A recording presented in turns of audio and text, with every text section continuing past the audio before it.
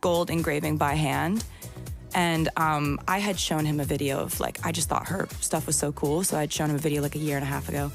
It was like, you really know me. Like I didn't know what I would want, but he did somehow. And that's kind of a flex. And so Opalite is a song about like kind of forgiving yourself for having gone through something that didn't pan out the way you wanted it to. I'm just happy that that song exists, and also like that chorus I'm really just stoked about how like absolutely infectious. It's giving yourself permission to like not have it all figured out or not marry the first person you ever dated. Not in that situation. When you don't know, you know. What happens when Taylor Swift mixes stadium lights with fairy lights? You get an album dripping with love, one very tall fiancé as her ultimate muse. From secret garden proposals to songs that sound like love letters in disguise, Taylor's spilling all the ways Travis Kelce rewired her music and her life. Buckle up, Swifties, this one's a rom-com soundtrack come to life.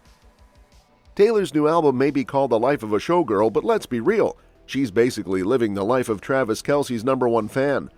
When she hit BBC Radio 1, Taylor spilled the tea about playing the tracks to Travis the second she'd land back from Sweden. Forget jet lag, this girl was sprinting off the plane like, "Babe, headphones on, you're my test audience." I would play it for him as soon as I'd come back from Sweden. And of course, Mr. Vibes Guy himself loved it, because apparently if the NFL doesn't work out, Travis could start a side hustle as a walking disco ball. And I knew that this was the kind of album that he was going to love the most. He's like so supportive of all of it, but like he's a real vibes guy. Taylor even joked, her friends beg him to launch them into pools like he's the Hulk at a family barbecue. Like all of my guy friends are like, I just want Travis to like pick me up and throw me over a roof or throw me in the pool.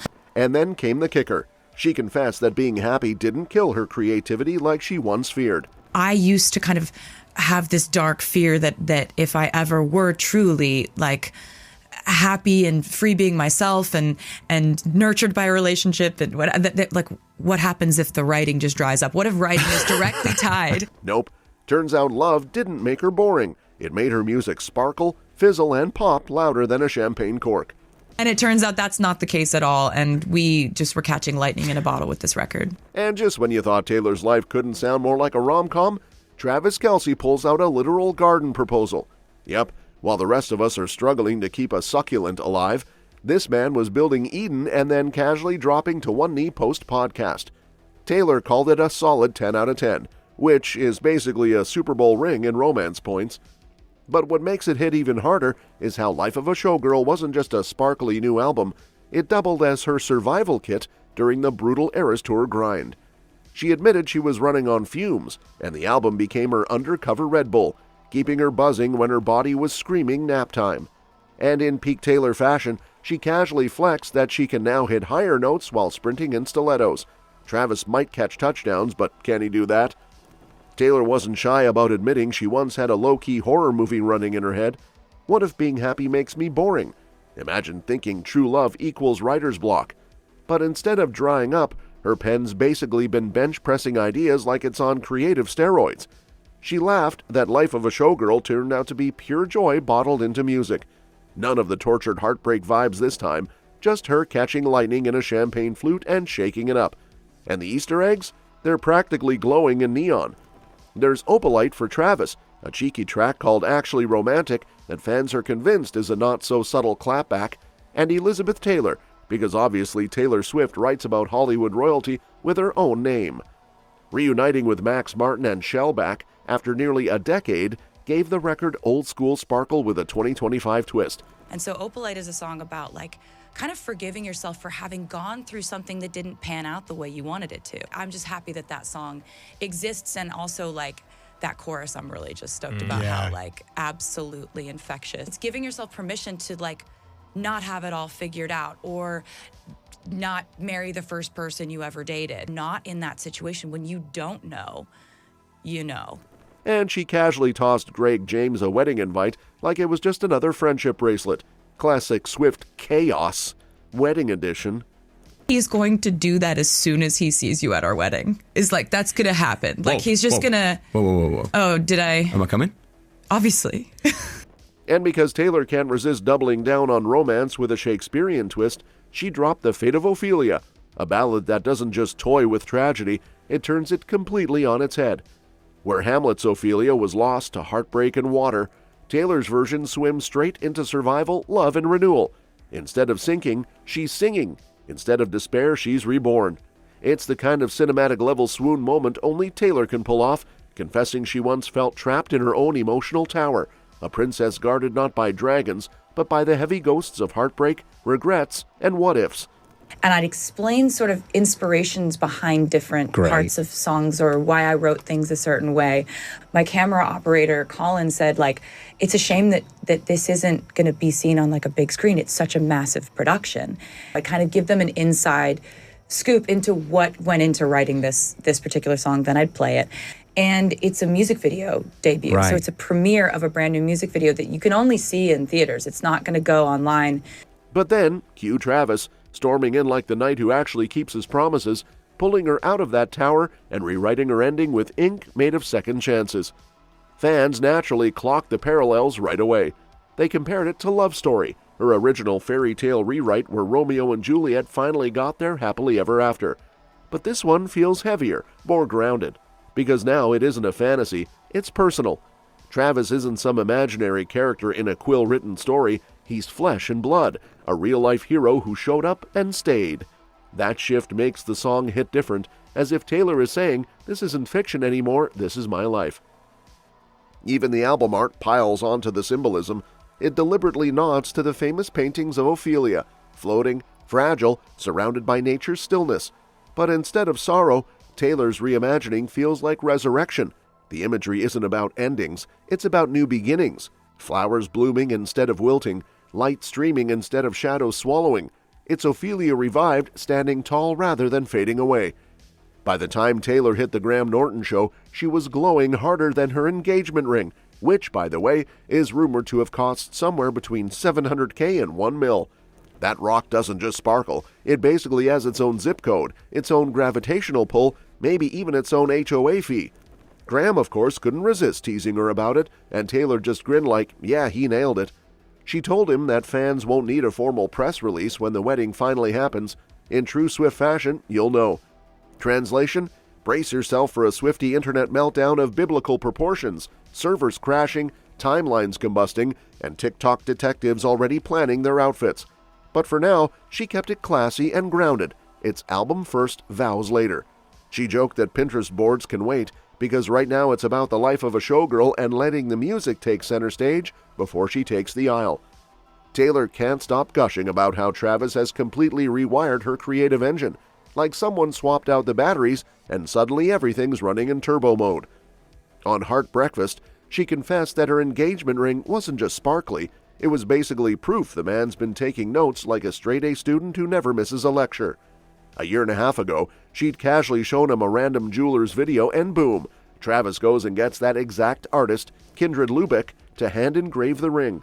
Talk about boyfriend of the decade, maybe even the century. I had shown him a video of, like, I just thought her stuff was so cool, so I'd shown him a video like a year and a half ago. And he was just paying attention to everything, it turns out. Because when I saw the ring, I was like, oh, I know who made that, I know who made that, I know who made that. He designed it with this amazing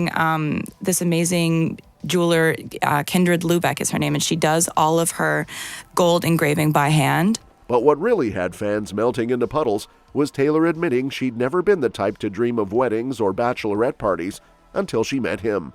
Suddenly, she's actually considering a hen-do with her globetrotting girl gang, which feels so out of character it's almost cinematic. I had been the type of person who would have obsessed over the idea of a wedding my whole life, but I actually never thought about what I would ever do or what I would want until I met the person. Like, it's like then, so I haven't actually even thought about that. And when Emma Bunton asked about Travis's stage cameo on the Eras Tour, Taylor just laughed, saying he's never been nervous about anything ever, like stage fright simply doesn't exist in his vocabulary. And that's the magic. Her real life with Travis is spilling straight into the music, turning inside jokes, quiet moments, and grand gestures into lyrics that feel like love letters hidden in plain sight, wrapped in melody, sprinkled with metaphors, and sealed with a wink only fans who have been paying attention will truly catch. Wood kicks things off with Taylor ditching superstition altogether. She doesn't need four-leaf clovers, rabbit's feet, or lucky charms when she's got Travis. He's her redwood, her rock, her steady anchor, her magic wand all rolled into one. That idea flows straight into Wishlist, where Taylor trades Hollywood sparkle for basketball hoops in the driveway and mini Kelce's running wild around the yard. Forget yachts, awards, or Oscars. This is a suburban daydream turned song. She admits she prayed for a hot best friend, and now, well, wish granted. From everyday dreams to movie star glamour, Elizabeth Taylor captures her biggest fear, losing him. It's drenched in old Hollywood drama, but softened with hope. Violet tears tucked in the lyrics like a secret warning. Really, it's her plea. Don't be another fleeting headline, be forever. And then comes Honey, the sweetest curveball. Bitterness flips to sugar as words once used like weapons now feel like home. When he calls her honey, it's not condescension, not a throwaway nickname. It's love distilled into one simple word. And for Taylor, that tiny shift changes everything, rewriting the meaning of her own name in his voice. Taylor's not just dropping bangers, she's rewriting Shakespeare while she's at it, and she's doing it with the kind of confidence only someone madly in love can pull off. In her lead single, The Fate of Ophelia, she takes one of literature's most tragic heroines and says, "Nope, not me, I'm not going down with that script." Instead of drowning in sorrow, she flips the narrative, credits Travis with pulling her out of her tower of loneliness, and turns what could have been a Hamlet-level tragedy into a modern love story that actually lands the happily ever after ending.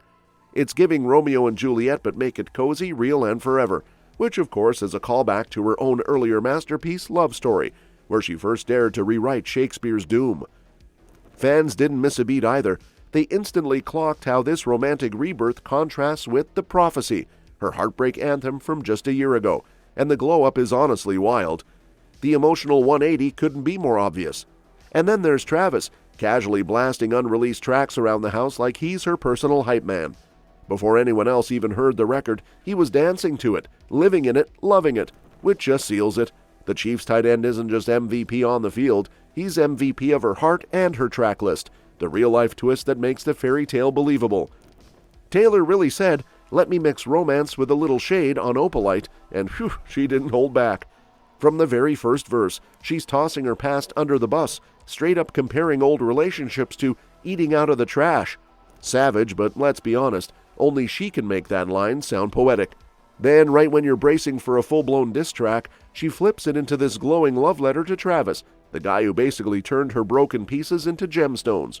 And because it's Taylor, she can't resist sliding in a sly jab about that one ex who seemed more committed to her phone than to him.